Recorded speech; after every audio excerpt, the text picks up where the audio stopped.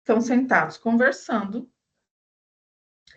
e Jung propõe o seguinte: eu acho que questões espirituais, questões paranormais, podem ser investigadas pela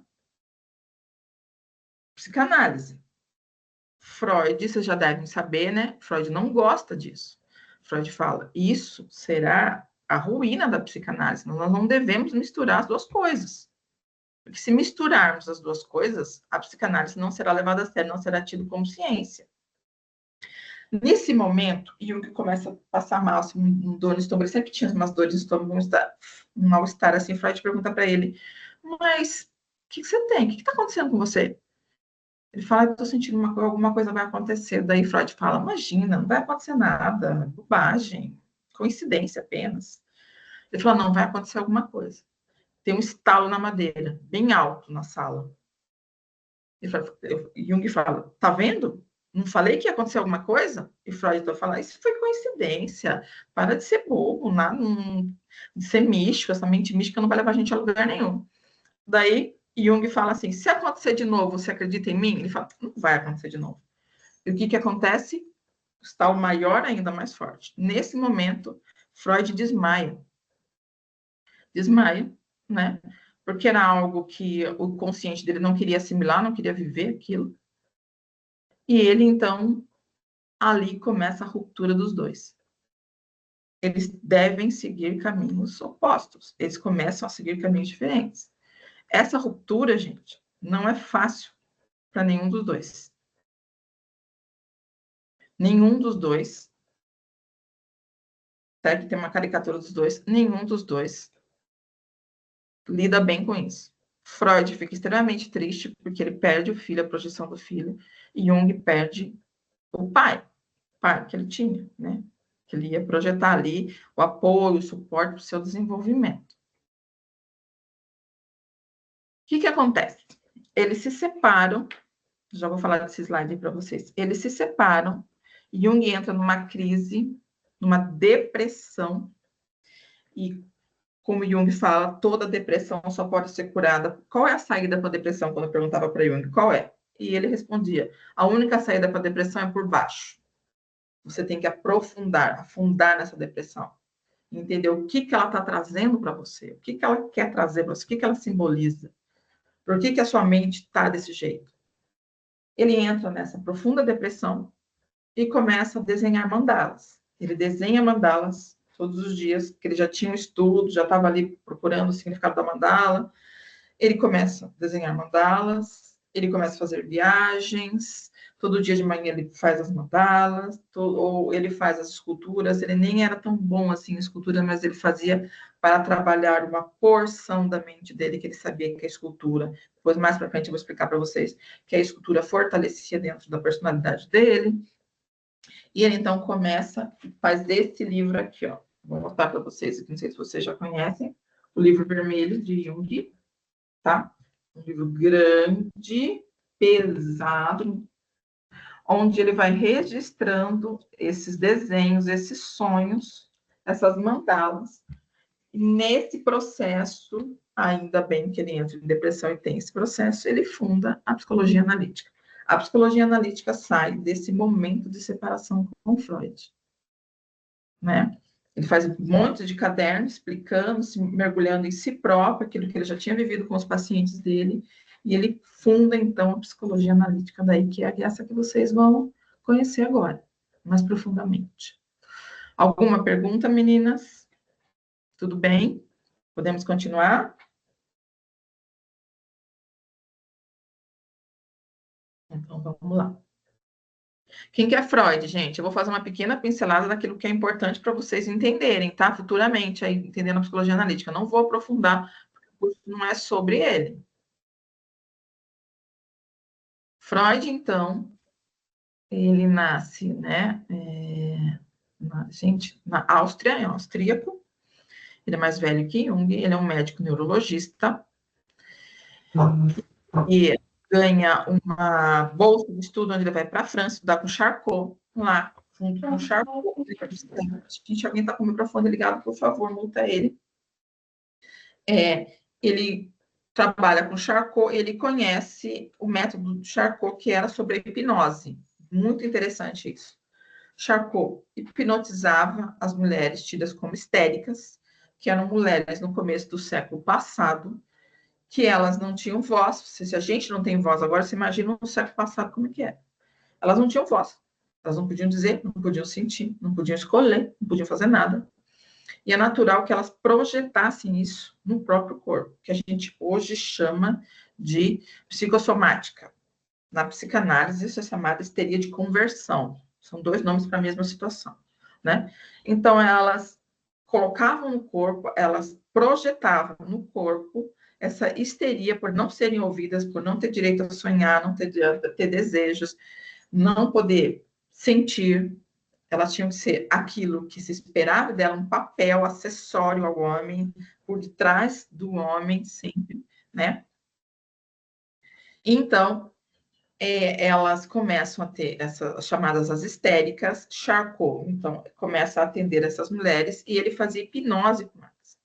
E elas, hipnotizadas, a tremedeira que elas tinham, a dificuldade que elas tinham de sentar ou de ficar em pé, os desmaios que elas tinham desapareciam. Mulheres que não conseguiam andar, hipnotizadas andavam, mexiam. Às vezes, algumas estavam em estado de catatonia, assim, catatônicas, paradas.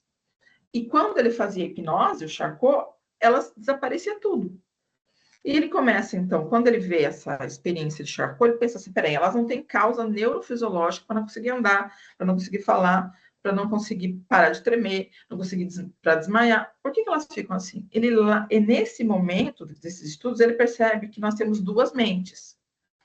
Jung também percebe isso, né? Nós temos a mente consciente, que é a mente do ego, guiada pelo ego, que é pautada no que a gente compartilha, na realidade imediata, no presente, passado e futuro, e nós temos uma outra inconsciente. Então ele chega a essa conclusão, o que as mulheres sentiam e faziam vinham dessa segunda mente, que precisava ser entendida, tá? Então essa experiência com o Charcot é muito importante para Freud, para a psicanálise.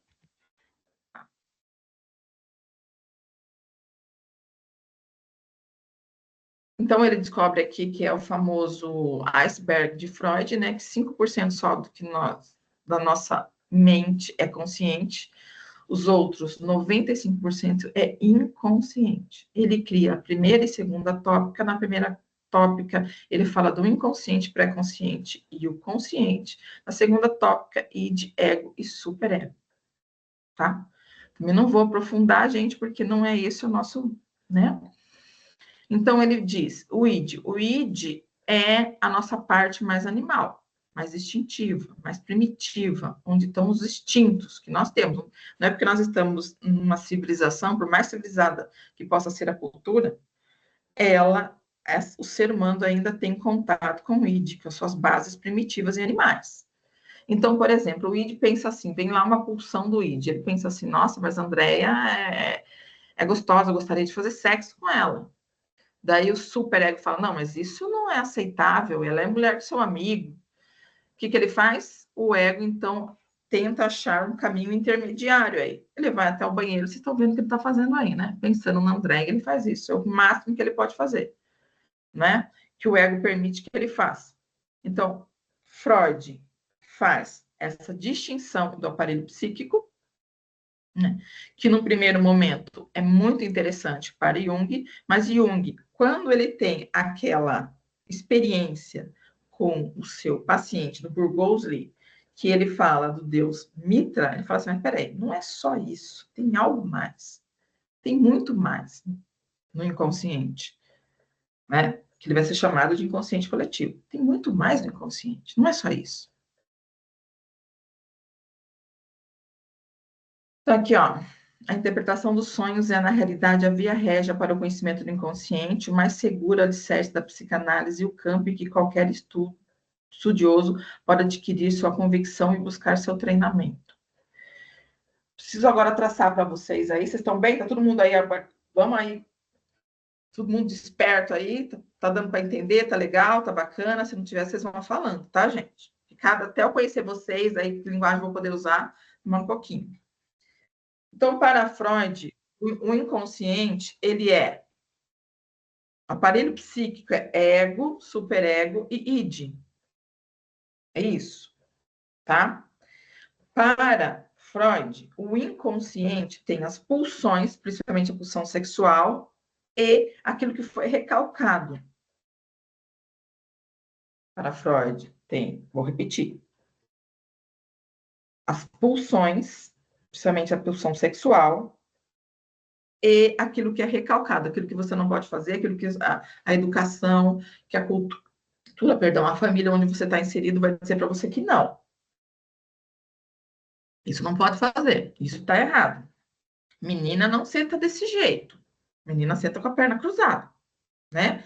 São noções que são muito importantes para a gente viver em sociedade, mas que faz com que no seu inconsciente fique toda essa pulsão, essa vontade de fazer outras coisas que não são aceitáveis.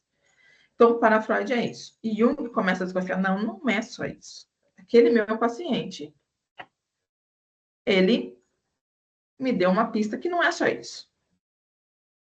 E, para Freud, a via régia do inconsciente é, para eu ter acesso ao que está no inconsciente, para me tratar alguém, o sonho é a parte mais, é a que mais vai ser reveladora. Se eu interpretar o sonho, eu vou saber o que está no inconsciente, quais são as angústias. Jung também concorda com isso, só que não é a única via de acesso. Para Jung, além dos sonhos, Freud tem xiste, mas a gente não vai aprofundar, né? Tem mais coisas lá. Além dos sonhos, para Jung, eu posso ter também a sincronicidade, que não sei se vocês já ouviram falar, a gente vai falar mais sobre ela, é quando momentos, situações significativas acontecem, que as pessoas chamam de coincidência, mas não é coincidência, a gente vai ver vários casos mais para frente. Então, a sincronicidade também está mostrando que está no inconsciente. A arte-terapia também traz o que está no inconsciente, né? Eu posso trabalhar no inconsciente de alguém, descobrir o que está no inconsciente, que está afligindo, ou qual é a missão, ou qual é a vontade, qual é o sonho dessa pessoa através da arte-terapia, das várias técnicas. E também nós temos a imaginação ativa, que é algo que Jung aprende com a alquimia. Ele vai estudar alquimia, ele vê que os alquimistas lá, Paracelso, Isaac Newton, né? Eles, não todos, mas a maioria usava a imaginação ativa. Que eu também vou explicar para vocês o que é num determinado momento. Ela pode ser aplicada, a imaginação ativa, em sonhos, ou somente em sonhos repetitivos. A gente usa essa técnica, né? De reviver isso, como também através de situações que a pessoa não consegue. Fui naquela situação, me congelei, não consegui agir, não consegui falar, também usa-se a imaginação ativa. Então, para Jung, além dos 5 portas do inconsciente que Freud falava, tem mais essas 3 aí também que podem ser utilizadas para você acessar o inconsciente de alguém. Os mistérios de alguém, né? Aqui vocês estão vendo alguma pergunta, pessoal? Sempre pergunto para vocês se vocês têm alguma pergunta, tá? Tem alguma dúvida, alguma curiosidade sobre o que foi dito, o que foi falado até agora? Não? Sim ou não? Não? Então tá bom. Se tiver, é só levantar a mãozinha, senão só disputar o microfone e falar, gente. Nós estamos em poucas pessoas, dá para fazer isso tranquilamente. Aqui a gente tem um desenho. A Inês. Oi. Então, aqui, a mente consciente está no ego, né? Que você trouxe aqui. Não, a consciente. E a inconsciente no o self? O self é o centro da consciência. Eu vou entrar já para vocês, mas Ah, ela está no inconsciente. Está no inconsciente. Tá. Está no inconsciente. Então, vamos ver aqui. Aqui é o desenho, tá? Do sistema aparelho psíquico segundo Jung. Então, nós temos aqui o mundo externo e o mundo interno. Gente, é claro que não é desse jeito, separado, não é um lugar. Aqui é o consciente, aqui é o inconsciente, não. Isso aqui é só uma forma didática, tá? Para ficar mais fácil para a gente entender. Então, a gente tem a persona, a gente vai ver já já o que é a persona, né? Que foi inspirado naquelas personas, que é aquela máscara do teatro grego, que é a persona que você usa para conviver em sociedade. Quando a gente é criança, a gente é o que é em todos os ambientes. Quando a gente é adulto, mais maduro, mais consciente, né, do como funcionam as coisas e as pessoas, a gente monta uma persona, um personagem que eu mostro para a sociedade. E a gente faz isso por quê? Porque eu não conseguiria ser a profissional que eu sou se eu não tivesse uma persona ali trabalhando. Eu não posso misturar os meus assuntos de casa, meus problemas pessoais, naquele desempenho, papel na profissão que eu estou. Então, eu tenho uma separação, né? Essa persona, ela também é aquela que protege os meus sentimentos mais profundos. Eu não vou me abrir para qualquer um. Então, para as pessoas, que eu não conheço, eu mantenho uma fachada, uma persona, né? E só para quem eu confio, né? Eu vou mostrar verdadeiramente que eu sou, essas partes mais íntimas do meu ser. Então, qual que é a minha persona nesse momento aqui com vocês? De professora. Eu tenho a minha persona de analista, tenho minha persona de professora, de aluna, de mãe, de esposa. Todos esses papéis são personas que, de acordo com a situação, eu vou utilizar, tá? Nós temos o ego, que para Freud é o centro regulador da consciência, para Jung não é. Tá? É uma diferença também das duas. Então, o centro principal regulador da consciência para Freud era o ego. Como você faz psicanálise, o principal, resumindo, tá, gente? É você equilibrar o ego, que o ego possa ter equilíbrio entre o id e o superego. Quando a gente vai analisar o sonho de alguém pela ótica psicanalítica freudiana, você vai ver qual que é ali dentro daquele enredo, qual que é o id, qual que é o ego, o superego, e ver se o ego está equilibrado no meio do id e do superego. Se não tiver, vamos trabalhar esse ego, porque o equilíbrio do ego é que traz a felicidade, é que traz o equilíbrio, é que traz eu poder ser menos angústia. Vou gerar. Para Jung não é, tá? Para Jung, o ego é o centro da consciência até os 20, 30 anos. Se você for ver a história dos grandes, gente, vamos pegar, não vou partir da parte religiosa, vou partir da parte como personas na nossa história, tá? Parte filosófica. Você vai ver que Jesus Cristo, ele se mostra mundo gigante depois dos 30. Buda se mostra gigante depois dos 30.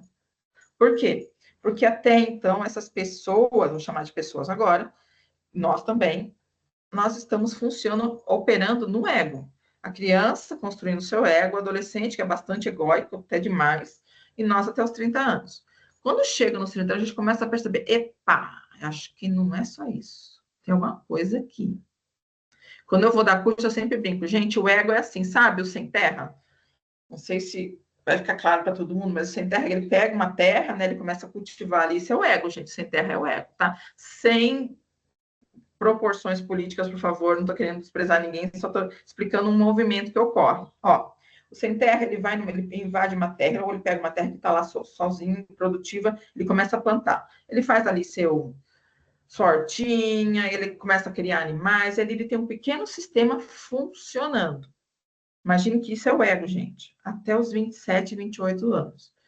Então, ali para ele vive aquele mundo, e dali ele sai, vende o seu alface, ele vende seu leitinho. Quando chega nos 27 anos, vem o dono da terra, o self, e fala assim, cara, essa terra é minha. Quem manda em tudo isso aqui sempre fui eu. Mas você pode ficar aí, só que você precisa entender que a terra é minha. Nós estamos juntos. E eu vou começar a mostrar para você coisas maiores do que você imaginava. Por isso que a partir de 27, 30 anos, as revelações, os sonhos, a profundidade da nossa alma é maior, muito maior, tá? Então, o si mesmo que está escrito aí, gente, si mesmo também a gente pode trocar pela palavra self, tá? O self é o centro da psique para Jung, isso é uma informação muito importante. O self, o que ele quer? Ele quer o equilíbrio entre o id e o superego? Como? Não. O self, o que ele quer é que você seja total, que a sua personalidade assuma a totalidade do seu ser. Que você entenda que você é mais que a sua persona, que você é mais que o seu id, que você é mais que o seu ego, que você é mais que o superego. Você é um ser conectado a muita coisa. A história da humanidade, só para começar de conversa. Tá? Então, ele vai tentar fazer isso. Para Jung, quem manda os sonhos para você, os sonhos e os símbolos para você, é o self. Pois não, Noélia, pode perguntar, querida. Mas muitas vezes a crise da meia-idade é por cerca dos 40, 45. É isso, seria o anseio do self em manifestar-se ou o processo de individuação a ser realizado? Como seria aí, Ray? Assim, olha, quando os 40 anos é o que eu chamava de metanoia, né? Tudo aquilo que nós não fomos, nós passamos a ser. Deixa eu explicar bem, porque é muito interessante essa pergunta da Noelle, tem a ver com sombra aqui embaixo, tá? Com ânimos e ânima também que tá aí. Nós, até os 20, 30, 40 anos, nós somos aquilo que nós achamos mais interessante, que o ego acha mais interessante para que possamos ser aceitos na sociedade e na família. Tá? Nós pode ver que tudo que nossas buscas e lutas nessa faixa de idade é nesse sentido. Eu quis isso, quis aquilo, tentei isso, sempre tentando ou a família ou a sociedade. Só que para a gente ser quem nós fomos, por exemplo, se eu sou alguém muito puritana, por exemplo, tá? Então, até meus 30 anos, sou muito puritana, sou muito pudica, sou muito recatada, sou muito preocupada com moral, com costumes. Quando chegar nos meus 30, 40 anos, aquilo que foi para a sombra, que é a prostituta, né, a puta, não sei, ela pede passagem. E por isso que muitas mulheres, quando não assumem o chamado da sombra, elas adoecem. Vai ver que é nessa idade que começam as doenças.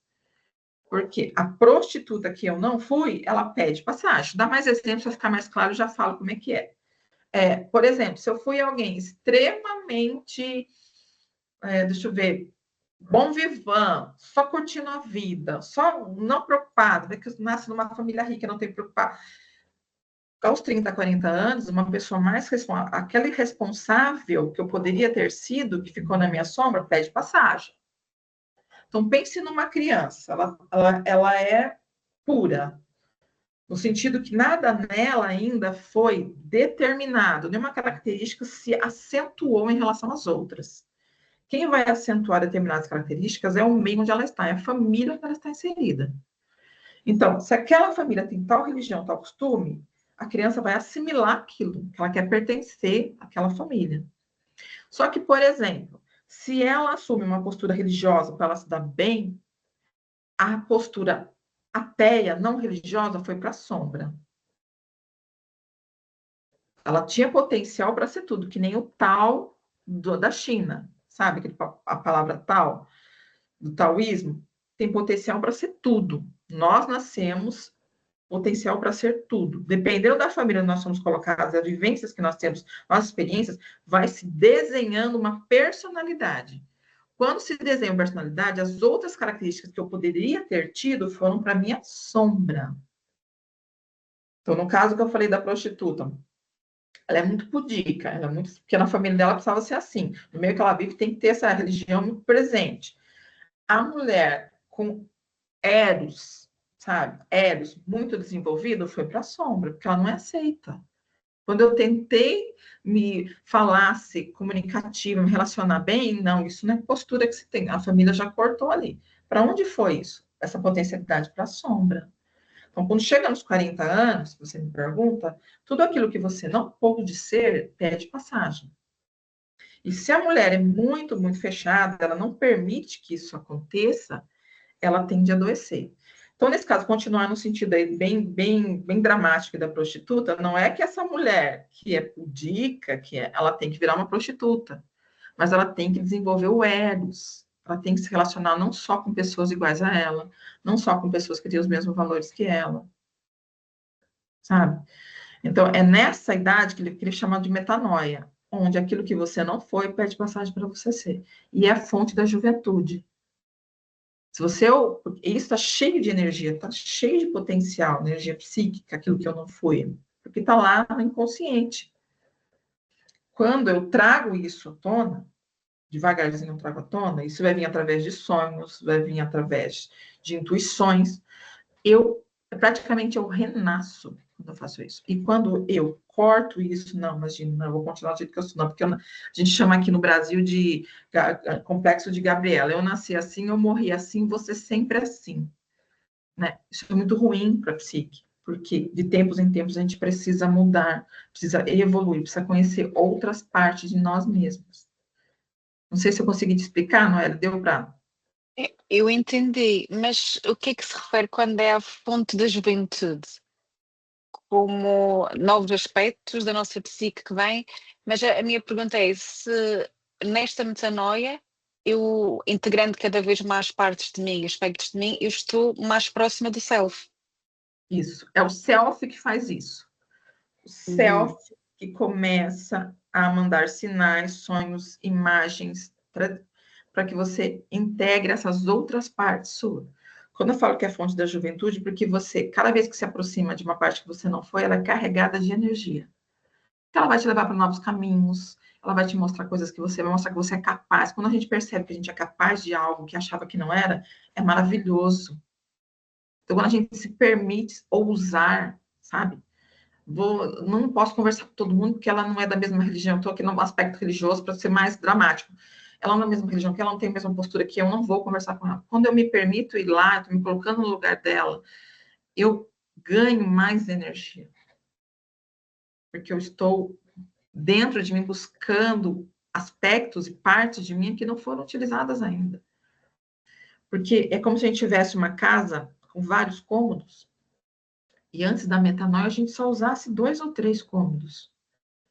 Com o advento da metanoia, você começa a descobrir que existem outros cômodos com outras possibilidades de relações com o que está fora de você e o que está dentro de você também. E essa metanoia compara-se ao que os grandes místicos diziam que era a noite escura da alma, não é? Sim, porque você vai ter que trazer da sombra e não é uma tarefa fácil. Por isso que muitas pessoas sofrem, né? Eu já tive pacientes, mulheres inclusive, que nesse período elas começam a apresentar manifestações de doenças, né, físico, porque tem medo de se aproximar desse potencial. Né? A nossa mente, quando a pessoa é muito talhada, conservadora, ela vai entender esses impulsos como algo negativo, como algo feio, como algo sujo. Né? Então, no primeiro momento, ela não vai gostar. Mas se ela começa a entender por que é que eu estou passando, por que é que eu passo mal, eu quero tanto ser atriz, estou com 50 anos, quero ser atriz. Eu vou fazer inscrição, tá tudo errado. Já começo a olhar para as mas elas são mais jovens que eu não posso fazer, já começo a passar mal, aí não é para mim, tá cardíaco. Por quê? Porque ela está indo além do que o ego foi, ela está indo além da fronteira. Se ela traz isso para uma terapia ou uma forma de autoconhecimento, ela vai descobrir que são limites que o ego impôs, ela começa a trabalhar, trazer mais símbolos, a terapia faz isso, para que ela possa dar um salto adiante e entrar na fila com um monte de jovem e falar, eu sou capaz também. Eu mereço estar aqui também.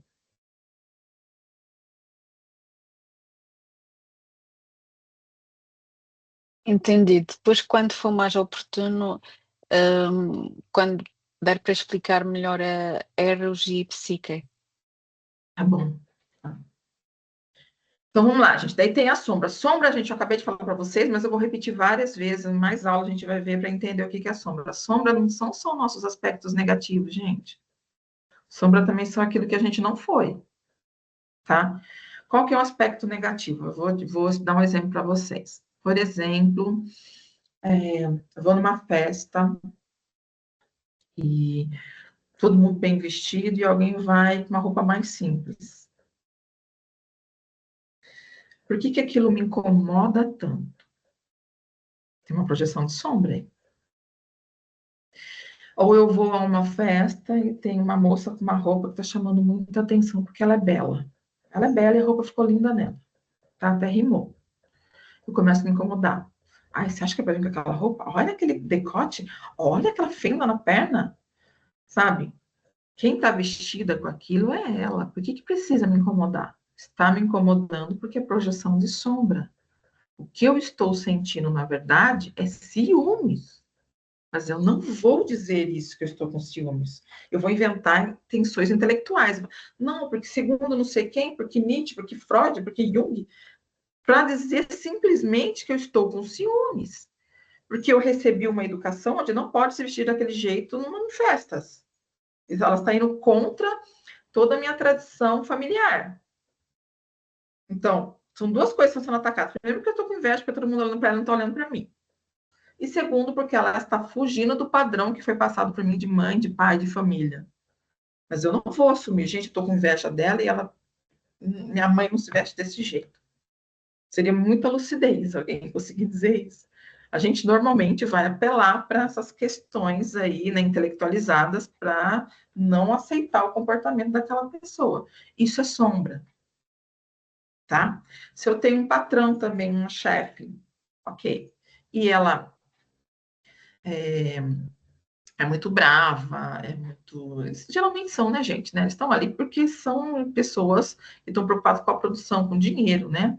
Não estão muito preocupados com a minha afetividade, né? Mas se eu tenho um chefe que é desse modo, e eu tenho uma mãe que também foi assim, só que está no meu inconsciente, eu não sei, está na minha sombra, na hora que eu olho para aquela mulher, eu vou reviver tudo que eu já passei com a minha mãe, mas com ela. Estou projetando a minha sombra, as dores que estão na minha sombra, naquele chefe, naquele...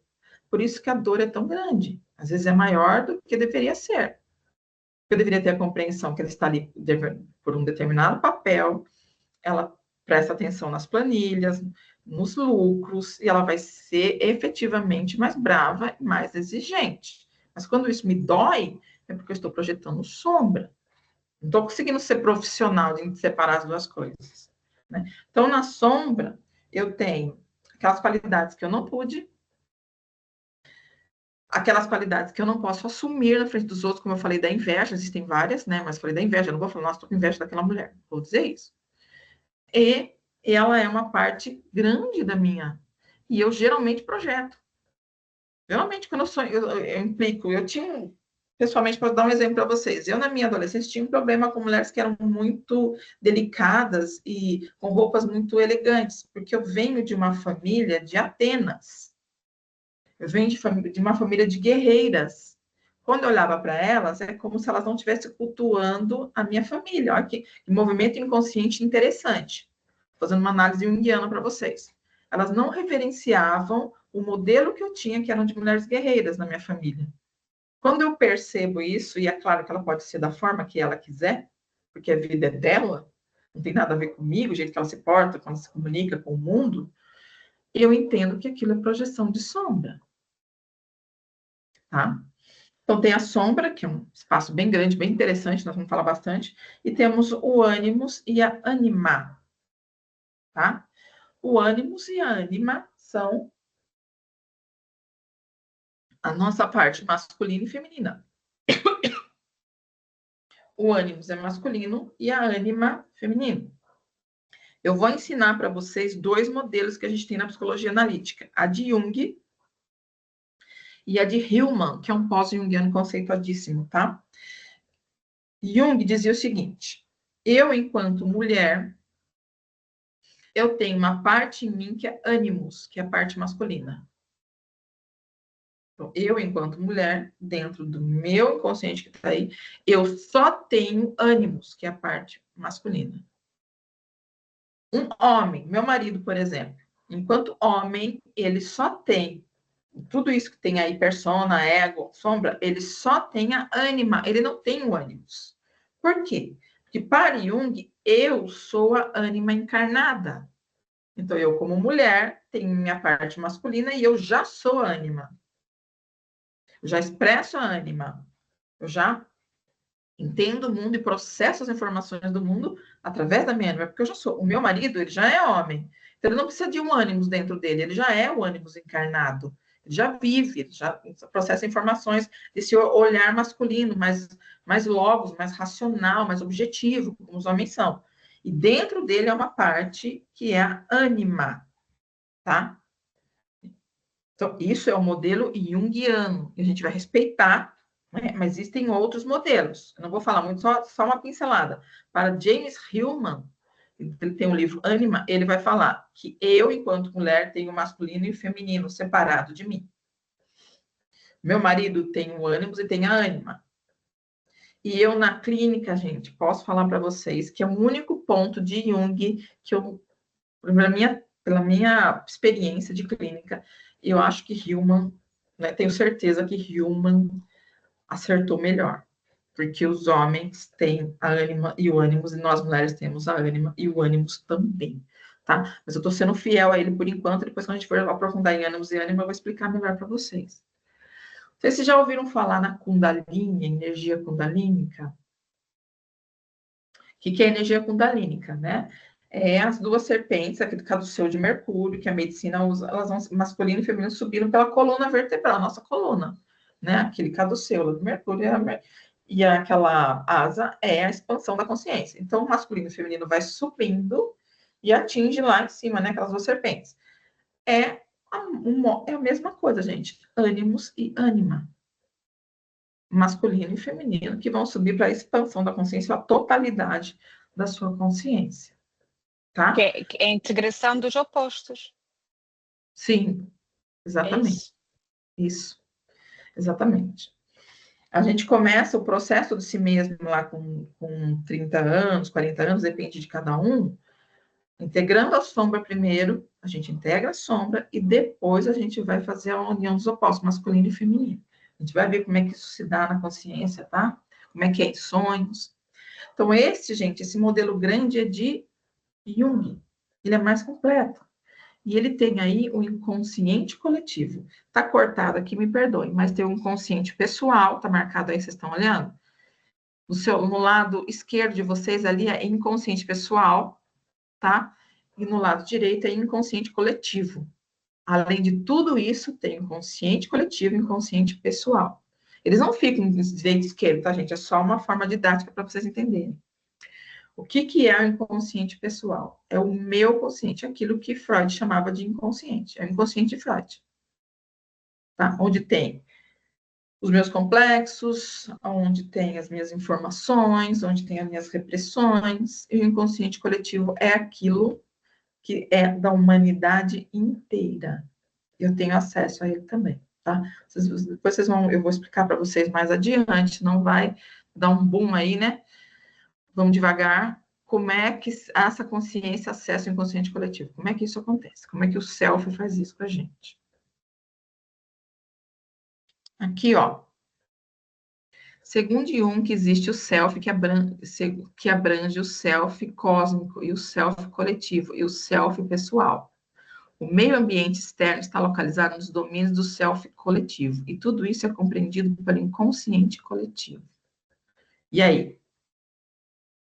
Tudo bem para vocês? O que vocês entenderam daí? Ou não entenderam também? Tranquilo.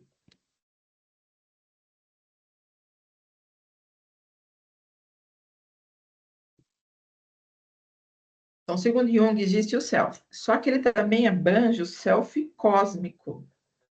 Então, eu tenho o self dentro da minha consciência, mas esse self também se abre para o inconsciente cósmico da humanidade toda. O self coletivo e o self pessoal. Tá? Então, o self coletivo de uma cultura, de um povo, ou de toda a raça humana, e também o self pessoal, que é o meu.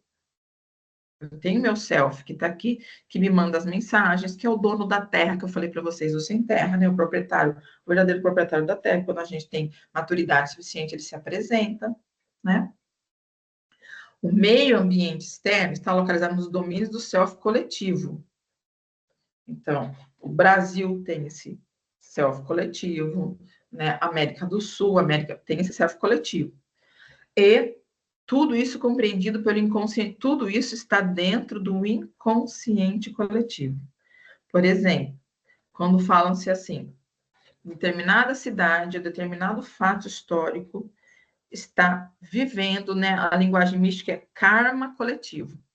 Se eu fosse transpor para Jung, seria o self coletivo, está fazendo com aquela nação, aquele povo, viva algo relacionado ao seu próprio comportamento, ao seu próprio marcas mentais, né? Porque a palavra karma em sânscrito quer dizer isso, marcas mentais, aquilo que a sua mente foi marcada e ela vai operar de acordo com essas marcas que foram colocadas ali, tá? Todas as vivências reprimidas, esquecidas, ignoradas e sentidas ficam armazenadas no inconsciente pessoal, aquilo que eu falei para vocês. A gente vai ter exercício específico para saber o que fica no que, tá? Cujo ego ideal não admite em sua consciência. Então, meu ego ideal, minha autoimagem, lembra da festa que eu falei? Aquela mulher com aquela roupa bonita? Meu ego não vai permitir eu falar, nem eu admitir para mim que eu estou com ciúmes dela. Para onde vai isso? Para o inconsciente pessoal meu. Está lá, tá a sombra, né? Está lá. Há também conteúdos adquiridos do funcionamento psíquico, ou seja, a estrutura cerebral herdada. Gente, o que é essa estrutura cerebral herdada? É o arquétipo. Os arquétipos são estruturas cerebrais, são conexões, sinapses formadas no meu cérebro, que são herdadas. Eu herdei dos meus pais, dos meus avós, tatravós, ali tem da cultura imediata, onde eu estou imerso, por exemplo, a cultura brasileira, Piracicabana, eu estou aqui na cidade que é a terra do caipira. A gente fala tudo assim, ó, caipora, horta, tá? Porque então eu estou imersa nesse local. Mas vocês estão imersos também e sofrendo influências, a psique de vocês, o lugar onde vocês estão, né? O que mais aqui? A persona faz a relação com o meio externo. Então, a sua persona faz a relação com o meio externo. Onde você está, a sua persona vai se adaptar. A única pessoa que não pode trocar de persona é o coitado do médico. Onde ele está, ele tem que ser médico. A gente não. Né? O terapeuta, ou qualquer profissão, você vai ser dentro de uma estrutura, dentro de um médico, não. Ele tem aquela persona dele, se alguém passar mal, eu, por exemplo, se estou em algum lugar, alguém está tendo um xiste ou mostrando alguma coisa do inconsciente, eu não vou analisar aquela pessoa. Porque essa persona minha, ela vai estar dentro de um consultório, ela vai estar dentro de um ambiente de trabalho.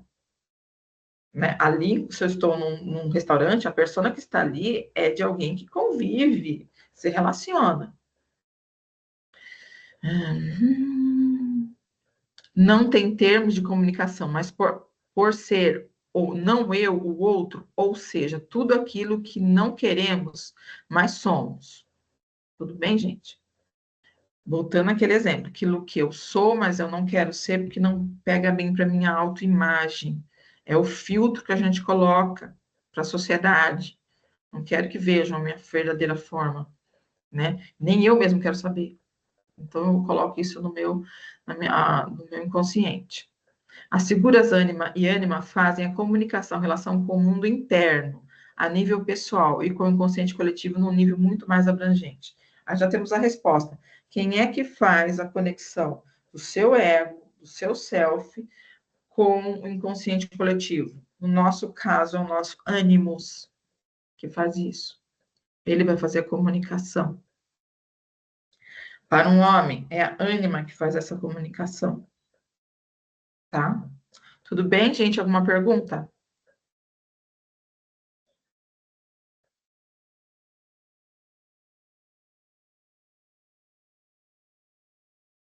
Aqui nós temos... Tá dando para vocês verem tranquilo? Então, aqui nós temos alguns arquétipos, que são aquelas formas herdadas, tá? Que os gregos deram esses nomes.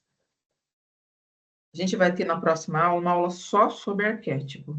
Eu vou explicar bem como é que é essa estrutura cerebral. Aqui é só para um tira-gosto para vocês, uma entrada para vocês entenderem. Quando esses povos mais antigos, né, que não tinham nada de primitivos, mas que eram mais antigos que nós, que vieram antes de nós, nossos antepassados, eles percebem que a nossa consciência, ela tem uma força que rege elas. Jung vai chamar de arquétipo. Os povos vão chamar de deuses, são esses deuses todos que estão aí, ó. Eu tô vendo aqui Hermes, Zeus, Poseidon, Hera, Deméter. Então, eles percebem isso de forma coletiva e eles colocam o nome e cultuam isso. A gente vai falar bem disso para vocês saberem depois, tá? Mas isso são arquétipos. Então, eles percebem que a consciência tem uma estrutura forte, que a gente não consegue fugir. Às vezes, quando a gente percebe, já está constelando, né? Então, tem uma força tão grande que só pode ser um deus isso, dentro da minha psique. E eles deram um nome, tá? Os gregos deram esses nomes aí. Os arquétipos são padrões universais e simbólicos presentes no inconsciente coletivo, conforme proposto por Carl Jung. Tudo bem até aí, gente?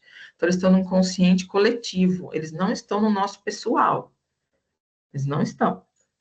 Eles representam formas primordiais de energia psíquica que influenciam nossa percepção, pensamento, emoção e comportamento. Aquilo que eu falei para vocês, que os gregos perceberam, né? O grego, todas as civilizações, a gente, todos tiveram deuses, eles percebem que isso influencia, que isso determina emoções, comportamentos, percepções sobre o mundo, como o mundo é, como eu processo as informações, né? E o Jung chama isso, então, de arquétipo. São expressões arquetípicas de características humanas universais, como o herói, o sábio, o amante, entre outros. Nesse momento, como eu falei para vocês, eu estou constelando o professor. Vocês estão constelando o aluno, tá? Dependendo da situação que eu estou, o self vai chamar um desses arquétipos para constelar. Essa adaptação. Persona e o self chamam um arquétipo para constelar. Eles representam modelos ou imagens que estão presentes em diferentes culturas e mitologias ao redor do mundo. Também são entendidos como influências profundas e inconscientes que moldam nossa forma de ser e experienciar o mundo, e podem ser acessados através dos sonhos, imaginação e símbolos. Há pessoas que marcam consultas comigo só para saber que arquétipo está constelando. Eles querem muito saber qual arquétipo está constelando na consciência deles. E isso é interessante, é muito legal, mas não tem todo esse poder que eles imaginam, porque o arquétipo que você está constelando tem um que é principal, mas dependendo da situação, você está constelando outros. Há uma... Pois não? Que alguém falou? Fui eu. Pode falar. Esse arquétipo que está constelando seria o que está, no caso, presente naquele momento, que está dominando, que está... O que seria esse arquétipo que está constelando? Seria o arquétipo que, por exemplo, eu posso dizer assim que você constela a Perséfone. Eu estou chutando que eu não sei, tá? Isso pode ser seu arquétipo principal, tá? Você vai ficar com ele pro resto da vida? Não, porque a Perséfone tem características determinadas. Quando você aprender tudo que tiver que aprender ali, você vai para outro arquétipo. Mas pode acontecer, por exemplo, de você precisar de mais de um arquétipo dependendo da situação. Então, tem a Perséfone ali, mas pode ser que outro constele. Eles não vão constelar juntos. Isso não é então, interessante. Esse constelar é como se fosse um aprendizado. Né? Um momento que você precisa aprender e passar por situações que aquele arquétipo vai te gerar energia para que você consiga aprender. É isso? O que é constelar? Deixa eu te dar um exemplo assim. Você já viu aquele desenho Pokémon? Se não viu, tudo bem. Eu vou para outro lugar, que vamos que vamos. É como se fosse uma roupa que você vai vestir, um símbolo que você vai ser, que tem a ver com a sua personalidade, com a sua história. É um mito que você constela de acordo com o aprendizado. É o que você falou também, mas é o aprendizado, o que você precisa aprender, sua consciência precisa aprender, quais são as marcas mentais que você traz à sua família. Eu, por exemplo, família de guerreira, qual que eu constelo? Atena. Que eu fui imersa num mundo onde as mulheres tomam conta e vão para cima, vão poder. Tá? Então, a Atena está comigo. Mas isso não impede, e sempre é essa força, mas isso não impede que, de repente, um dia eu estou mais introspecta, que eu considere também a Core, a Perséfone, tá? Mas eu tenho um que rege, mas eu posso ter outros. Eu não posso ter muito, senão eu vou ser bipolar. Todos ao mesmo tempo é bipolaridade, transtorno de personalidade, né? Mas, sim. E é muito importante, quando tem essa constelação, você pensa no ego. Vamos pensar o ego, tá? O ego. Ele se aproxima de Perséfone. Vamos usar Perséfone aqui, né? Ele não pode perder seu centro. Ele aprende com Perséfone como se o ego fosse uma estrutura e a Perséfone fosse uma estrutura maior. Então, ele é assim, a Perséfone é assim. Ele entra em Perséfone e ele aprende várias ligações e conexões que ele sozinho não conseguiria. Então, é uma estrutura, uma forma que eu entro, influencia meu comportamento, meu pensamento, e dependendo da situação, eu vou constelá-lo, né? Eu vou pôr ele em atividade, vou escolher, vai você agora, como se fosse um avatar, agora é você, vai com você. E eu vi, mas isso é a nível muito inconsciente, eu não percebo. E a gente vai atraindo, né? Vai atraindo conforme forem as necessidades de aprendizado e de suporte, apoio que precisa para cada momento. Sim, senão a gente fica muito no ego, a gente não expande a consciência. Então, o arquétipo é uma estrutura, inclusive cerebral, que faz com que eu olhe, que eu consiga, ela me expande, né? Mas o ego, ele não é engolido, isso é muito importante. Como que a psicologia analítica, vou falar só isso para vocês entenderem o grau de profundidade. Como que a psicologia analítica entende essa constelação? O ego não pode sumir, o ego está ali, ele está ali observando e ele faz opções, ele não é engolido. Quando ele é engolido por um arquétipo, é a esquizofrenia,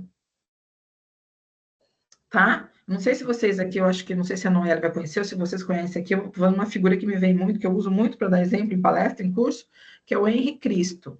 Vocês conhecem o Henri Cristo? Já ouviram falar? Já ouvi falar, mas... Henri Cristo é uma pessoa que ele acha que ele é Cristo que voltou. Ele veste, põe a coroa de espinho, assim, e tem um monte de pessoas seguindo ele, e ele fala que ele é Cristo. Ele fala até com sotaque. Alemão, não é? O alemão. Oi? Desculpa. Ele é alemão, não é? Não, então se tem na Alemanha, mas aqui tem no Brasil também. Ah, ok. Tá bom? O que aconteceu na consciência do Henri Cristo e desse alemão também? O arquétipo do Salvador entrou ali, colapsou o ego e ele pensa a partir desse arquétipo. Isso que é esquizofrenia para gente, psicologia analítica. Tá? O ego não está fazendo porque ele é para ele entrar, constelar, aprender, mas manter a integridade. Né? Quando ele não consegue fazer isso, ele entra em esquizofrenia. Tem uma coisa muito interessante dos indígenas, né? Uma vez eu estava numa palestra lá na Bahia, tá? Bahia é um estado maravilhoso aqui no Hélio, quando você tiver a oportunidade, você venha conhecer. Eu estava na Bahia e estava o meu professor na época, né, que estava fazendo um mestrado em psicologia analítica, perguntaram para uma pessoa começou a falar assim, não, mas os indígenas, né, uma fala muito preconceituosa. Ele falou assim, os indígenas não serviam para trabalhar como escravos quando os portugueses aqui chegaram. Então, teve que pegar os africanos para trabalhar, porque o povo indígena é muito vagabundo. A gente falou desse jeito, dentro de uma universidade.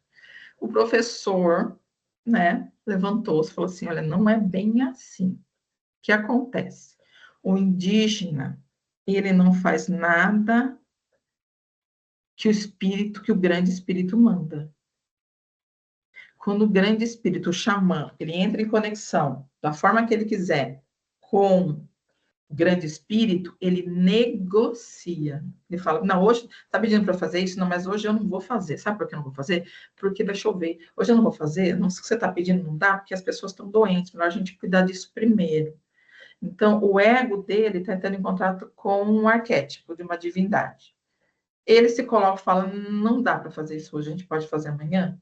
Ele dialoga. É esse comportamento que eu tenho que ter. Agora, se a gente for olhar a cultura afro com muito respeito, tudo o que os deuses dele pedem para fazer, eles fazem. Eles têm uma servidão, que é lindo isso, se você for ver, é uma fé, né? Tem que ser exaltado. Então, o que aconteceu? Quando o homem branco chega no Brasil, o indígena fala, isso não é bom para mim, eu não vou fazer, pode me matar. O africano, de acordo com a cultura e o relacionamento que ele tem com o self e o ego, Ele aceita tudo que alguém mais forte que ele manda, ele faz. Por isso que o indígena, psiquicamente, tá, gente? Sem preconceito nenhum, por favor, tá? Psiquicamente, o indígena não serviu para o trabalho por isso. Por causa dessa relação do ego e self e arquétipo que ele tem. E o africano tem uma relação de servidão, né? Então, ele percebeu que o outro era mais forte. Então, por isso que o ego é importante. Esse comportamento indígena é muito interessante nesse aspecto. Tá? Tudo bem, gente? Podemos continuar? Sim? Então tá, aí vocês estão vendo aqui o arquétipo, é Zeus, né?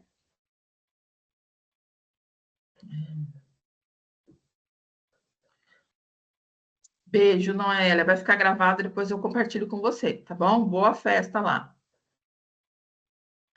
Então, vocês Deixa estão eu vendo. fazer, Claro. pelo que está trazendo, o arquétipo ele vai ser mutável de acordo com o momento de vida e dos aprendizados que eu preciso extrair. Mas a gente tem um arquétipo de base que vai nos acompanhar ao longo de toda a nossa existência? Ele não vai ficar único, ele vai acompanhar você por períodos longos da sua vida. Que nem a Atena. A Atena foi da minha adolescência até uns 30, 40 anos. Hoje, eu ainda, quando eu preciso ser guerreira, eu vou lá na Atena. Preciso brigar, é a Atena que constela na minha consciência. Mas não é mais a Atena, tá? Eu já estou para a Hecate já. Né? Então, depende do momento, né, e do aprendizagem, da postura que você assume perante o outro e a sociedade. Mas tem uns que são, sim, mas é por período. Alguém pode ficar? Pode, tem, há pessoas que ficam, mas sofrem muito.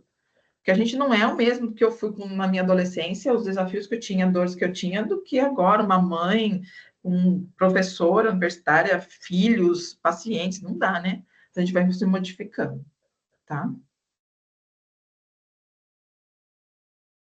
Aqui, ó, também são arquétipos, e também não tem só arquétipo, mas aqui também tem personas, tá? Arquétipos e personas aqui, ó, tá? Pra vocês terem um olhar sobre isso. Aqui são exemplos, gente, como é que é o arquétipo do explorador, metade da vida, descobrir novos territórios e experiências. Então, quando você vai, alguém te chama para você fazer uma trilha. É natural que a sua consciência constele do explorador. Senão você vai achar um saco aquilo também, né? Ai, que saco, aí você vai perder longo, não sei o quê. Né? Se você mantiver, por exemplo, da Core, por exemplo, né? Que é ou arquétipo meio de princesa. Você nem vai lá. Naquele momento que você está lá, é do explorador. Entender onde você está, de aceitar desafios, de entrar em interação com a natureza, de ser curioso, né? Então, depende da situação, a gente vai se adaptando. Aqui são os complexos. Eu vou até aqui hoje com vocês, depois fico livre aberto para perguntas, tá? A gente continua na próxima aula tudo que está aqui, mais coisas que a gente vai ver ainda, tá bom? Você já ouviu falar em complexo, gente? Ai, complexo de superioridade, complexo de inferioridade. Esses complexos, quem sistematizou, quem teorizou foi Jung, né? Tem vários. A gente faz um teste, que é teste de palavras, que eu não vou falar aqui, a gente pode fazer um dia aqui, se eu falar daí, vocês só podem saber depois que vocês tiverem tido essa aula, tá? Que a gente descobre qual é o complexo que constela também no inconsciente pessoal de cada um e determina o seu comportamento. Tem complexo de inferioridade, onde a pessoa acha que nada ela vai conseguir fazer, que nada é para ela, então isso é um complexo. Tem o complexo de superioridade, quando a pessoa se acha o máximo e ela acha que ela entende tudo, ela sabe de tudo, ela dá palpite em tudo, tá? E ela também, são pessoas que sofrem muito o complexo de superioridade, porque eles analisam tudo pelo pensamento e pouco agem. Aí lá na festa não, vai ter fulano, fulano, fulano, aí eu não vou, eles são chatos, ficar aqui em casa na Netflix. Complexo de superioridade. Estou me achando melhor que eles, eu já pensei, já não vou. Ah, não vou fazer aquilo lá, já sei como é que é. Tá? Tem complexo paterno, onde a pessoa pode estar inconscientemente casada com seu próprio pai, não sabe disso. Não encontra o parceiro, todo mundo sabe, não pode ser que todo mundo que não encontra o parceiro por causa disso. Dando um exemplo, tá? Pontuais, gente. Não encontra parceiro ideal, porque todo mundo, o pai dela é o melhor, o pai dela é fantástico, então todo homem não presta. Não presta porque o pai tem um complexo paterno ali. A gente vai entender mais para frente por que o complexo constela, que é diferente do arquétipo. Arquétipo é uma coisa, complexo é outra, tá? Tem o complexo materno, que a pessoa vive um complexo grande, com a figura da mãe, não consegue dar passos se não perguntar para a mãe, não consegue fazer qualquer coisa sem a aprovação da mãe, é um complexo materno. Tá? Então, existem vários complexos de castração, tem vários complexos. E onde ele fica dentro daquele mapa que eu mostrei para vocês lá, inconsciente pessoal. Os sonhos que nós temos, gente, são expressões dos nossos complexos. É muito importante você saber. Quando um paciente conta para você um sonho, 99% dos sonhos são complexos para a gente trabalhar, para a gente entender e ajudar ele a lidar com esse complexo que ele tem. De inferioridade, superioridade, de castração, materno, paterno, tem vários. Tá? Tem um teste que a gente faz, que é o teste de palavras, né? Que identifica que complexo a pessoa tem. Mas eu não uso mais isso aqui, eu usei no início, né? Da minha trajetória. Agora a pessoa vai contando para mim o sonho, eu já sei que complexo que está constelando ali, não precisa mais. Mas tem um teste que você faz com palavras que a gente descobre quais são. Quando eu fiz o meu, os professores falavam assim, agora que você já sabe os 3, 4 complexos que você tem na faculdade, isso, no mestrado, agora vocês já podem trabalhar os complexos de vocês. Porque são formas de pensamento, emoção e sentimento que nos trazem problemas. Imagina uma pessoa com complexo de inferioridade. Ela teve uma situação na vida dela, uma situação recorrente várias vezes, onde ela guarda uma emoção de inferioridade, de sofrimento, de vergonha. Ela tem imagens que ela atrelou aquilo. E aquilo fica uma espécie de um conjunto de imagens cheio de energia e emoção, que quando ela tenta fazer algo, aquilo chega perto do ego dela, o ego se comprime e ela não consegue fazer. Ou às vezes quando você tem uma explosão, você grita, você fala, depois você se arrepende, nossa, não devia ter feito isso. Por quê? Naquele momento um complexo seu roubou, entrou no seu ego e assumiu dali. Por isso que você faz coisas que depois você se envergonha de ter feito. Você tem esses complexos, eles estão soltos do seu inconsciente, dependendo de um gatilho de algo que aconteça, eles disparam, você age de uma forma que depois você, não devia ter feito isso, não devia ter falado aquilo. Mas naquele momento você não consegue, parece que você está possuído quando você faz isso. Por que você está possuído? Porque o ego se encolheu e o complexo entrou ali. Tá? Vocês têm alguma pergunta, queridas? Ou um monte, ou várias?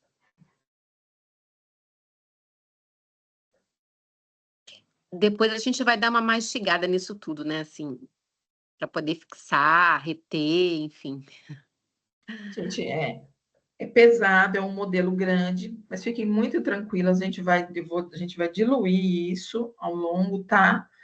Até a terceira, quarta aula, a gente é bastante conteúdo, depois a gente já vai começar com práticas bastante interessantes, assim, que vocês vão fixar melhor todo esse conteúdo. Deixa eu só olhar uma coisinha aqui. Alguém mais tem alguma pergunta?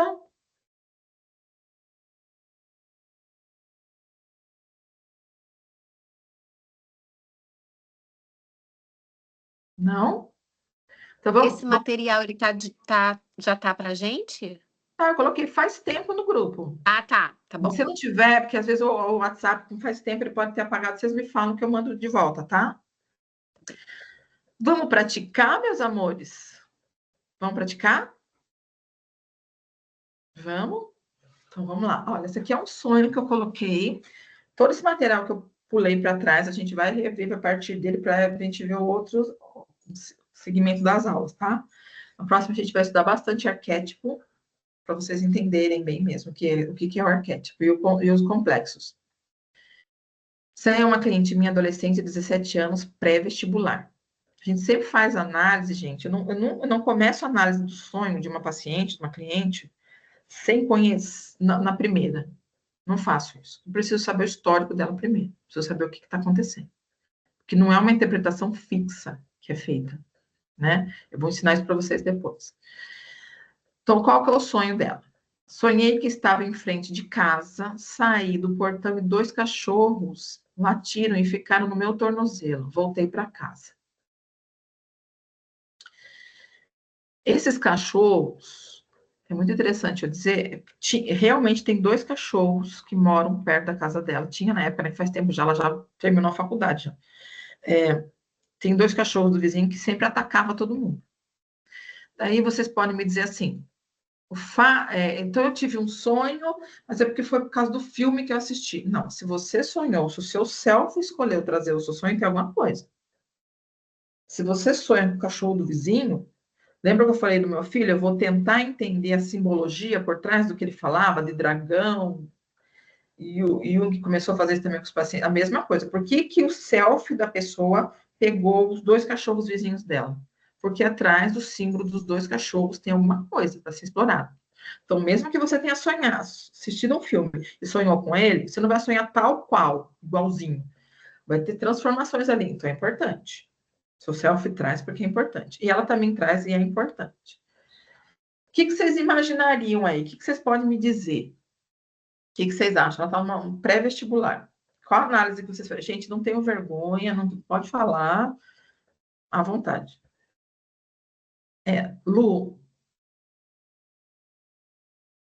tá sem som. Oi, você me chamou? Diga. Você vai falar com a gente o que você entendeu? O que você pode falar dela? Ela sonhou com isso. O que você Sim. acha? Eu sinto que pode ser medo de não passar no vestibular.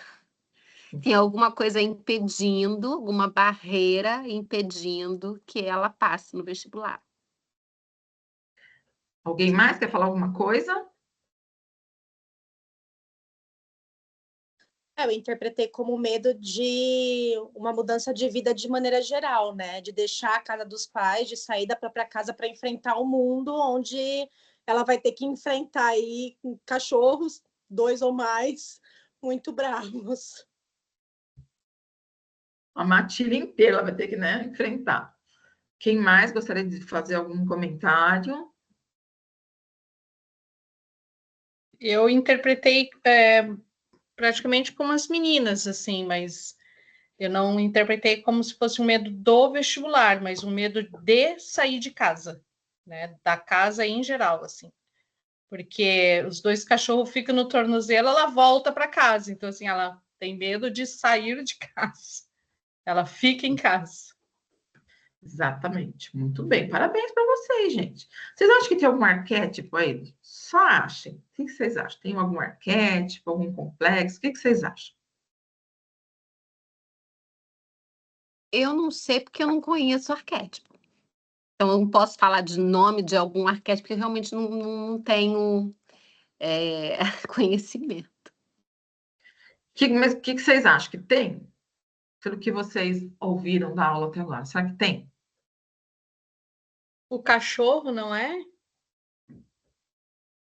Não sei. Mas vocês acham que tem ou não?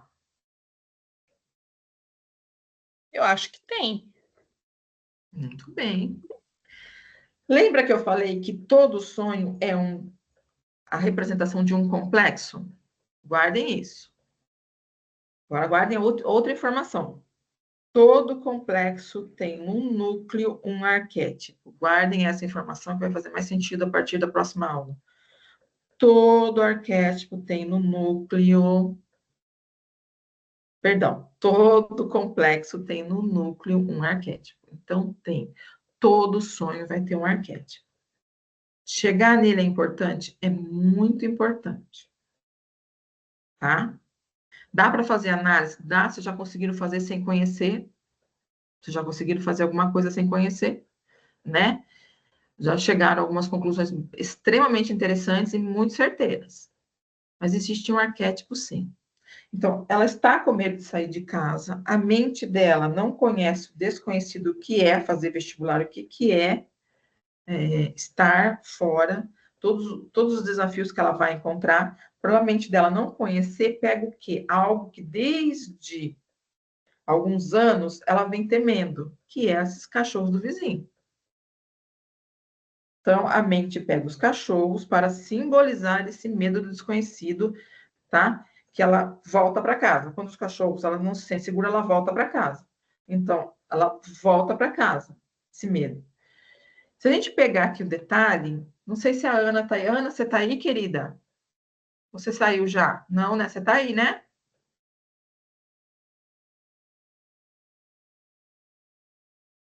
Ixi, a Ana não tá? Tá aí, Ana?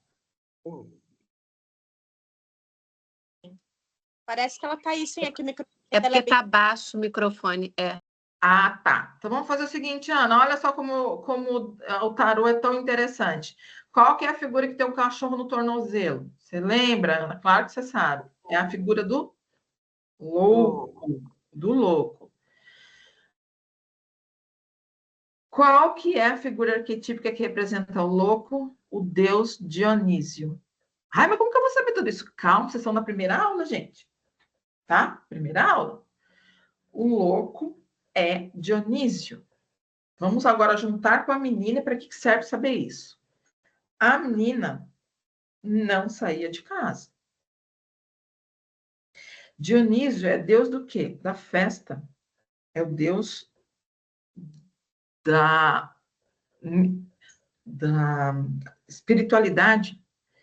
A imagem que se tem dele é que era um beberrão. Ele não é só um beberrão. Não é essa a imagem que se tem dele, né? As culturas posteriores tentaram encobrir o verdadeiro significado de Dionísio. Dionísio é um deus da espiritualidade que atravessa os mistérios, tanto que tinha, né, os mistérios eleusinianos, que eram justamente a iniciação ao deus Dionísio. Por quê? Porque ele preparava a consciência e as pessoas para a alta espiritualidade. Ele é um deus da aventura, ele é um deus de exploração, ele é um deus de se lançar ao novo, de conhecer a sua potencialidade, de conhecer através da arte, de conhecer através, não só resolver as coisas pela razão, mas resolver as suas questões de forma criativa. Ela é uma menina que fica em casa, no sonho dela constela Dionísio. O que nós podemos pensar, então? Que foi passado para ela que festa, diversão, responsabilidade, explorar não era uma coisa boa. Ele constela, mas ele constela de forma deturbada. Por isso que ela teme. O que ela precisa fazer, então? Ela precisa começar a sair da casa da mãe, ela precisa começar a ter amizade, ela precisa começar a se divertir, ela precisa começar a se relacionar, a explorar, a conhecer. O que o self está mandando para ela? Você precisa constelar Dionísio para você conseguir ir até a faculdade. Está faltando isso em você. O desejo de conhecimento, o desejo de acreditar, você não domina tudo que vai acontecer mais, você tem criatividade. Eu não sei o que vai acontecer comigo longe da minha mãe, mas se você usar a criatividade, as coisas que vão acontecendo, as intempéries, podem ser superadas. Não só pelo controle da sua mãe, mas pela criatividade da sua mente, da sua alma. É isso que o self está mandando para ela. Né? Quando ela fala para mim, eu não saio de casa. Eu começo assim, mas o que você fez no final de semana? Ela começa a contar para mim sempre as mesmas coisas. Daí chegando, mas o que você fez no final de semana? Ela conta as mesmas coisas. Daí ela se liga e percebe que ela precisa sair, que ela precisa ter história. Então ela começa a sair, começa a se divertir. Esse é meu papel de terapeuta. Ela começa a conhecer novas pessoas. Eu começo a trabalhar isso com ela, e o arquétipo de Dionísio é constelado nessa consciência, porque é isso que o self está mandando para ela através desse sonho. E aí, gostaram?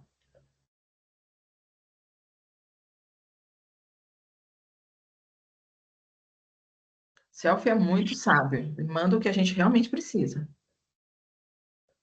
A dúvida era justamente essa. Quando a gente constela os arquétipos através dos sonhos, vai ser sempre aquilo que está faltando, ou seja, de maneira negativa, ou pode ser também o que está em excesso, ou seja, de maneira positiva?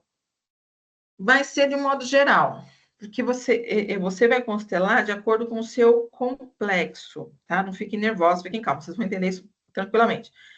O complexo, de acordo com o seu complexo. Então, de acordo com o enredo que está sendo mostrado ali, na hora de fazer a análise, eu percebo isso. Através de perguntas, eu vou perceber o que está acontecendo ali. Então, ele pode se mostrar no aspecto negativo, como pode mostrar no aspecto positivo, né? O que ele está necessitando. Por isso que é uma bobagem, gente, vou completar aqui essa coisa assim, vamos ativar o arquétipo da Cleópatra. Gente, isso é uma besteira tão grande. Vocês já viram isso, né? Tem efeito? Tem efeito. Só que será que a pessoa precisa mesmo constelar Cleópatra? Será que não tem uma outra coisa que a consciência dela precisa primeiro? Não sei se vocês já viram esse tipo de coisa, né? Constele não sei o que lá, constele Afrodite, constele... Tudo bem, existe até exercícios para isso, mas é isso que a sua alma realmente quer? Só que é isso, quem sabe isso é o self. Então vamos ver através de sonho, através de arte-terapia, de sincronicidade, o que você realmente precisa para não atropelar as coisas e você não viver coisas que você não tem estrutura para viver, porque aquilo que o self manda para você tem estrutura para viver. Você está aprendendo, né? E não vou constelar sei lá o quê. Isso pode até criar um complexo de inferioridade em mim, porque eu fico constelando Cleópatra, mas eu não tenho nada a ver com Cleópatra. Aquilo, eu não consigo alcançar aquilo. Aquilo vai me gerar angústia. Tá? Mais alguma outra pergunta? Eu ia perguntar isso.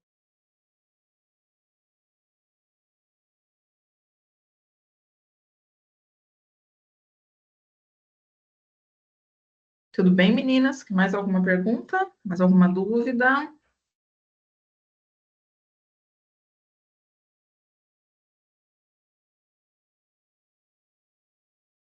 Tudo bem, então? Podemos encerrar? Então tá, espero que vocês tenham gostado, se aprofundado na teoria junguiana, tá? A gente vai ver com mais detalhes todas essas partes da psique, vamos treinar mais, vamos viver novas emoções. Então a gente vai se encontrar de novo no segundo sábado de agosto, tá? E se vocês tiverem dúvida, vocês vão deixando no grupo, eu vou colocar material lá. Como eu disse para vocês, Jung é bem profundo, por essas conexões que ele vai fazer do seu ego individual ao ego cósmico, ao inconsciente coletivo, né? Precisa de um compromisso da parte de vocês, de estudo, eu sei, a vida de todo mundo é corrida, gente, eu sei, a minha também é, mas a gente dá um jeitinho, eu vou colocando material lá, é claro que eu não vou cobrar ninguém, não é esse o meu papel, mas eu vou colocar vídeos, eu vou colocar textos, eu vou colocar livros, e vocês, conforme a disponibilidade de vocês, vão se aprofundando, podem perguntar, deixar perguntas lá, eu respondo, tá? Respondo até, faço pequenos vídeos para vocês, assim, para explicar, tirar dúvida, tá? Podem usar e abusar de mim, porque vocês não fiquem em dúvida, para que vocês façam a transformação e que vocês ajudem, se for o caso de vocês quiserem, ajudar outras pessoas a se transformarem, como essa menina se transformou aí, tá? Ela não arrumou um emprego para ficar perto da casa da mãe dela, que certamente talvez isso aconteceria, né? Que seria uma pena. Mas ela foi viver essa história aí dela, ela fez biomedicina na PUC, aqui pertinho de Piracicaba, e tá vivendo as histórias dela aí, tá bom? Vamos encerrar então? Alguma outra coisa? Então, beijos, lindeusas. Dúvidas vocês vão deixando aí, tá? Até semana que vem.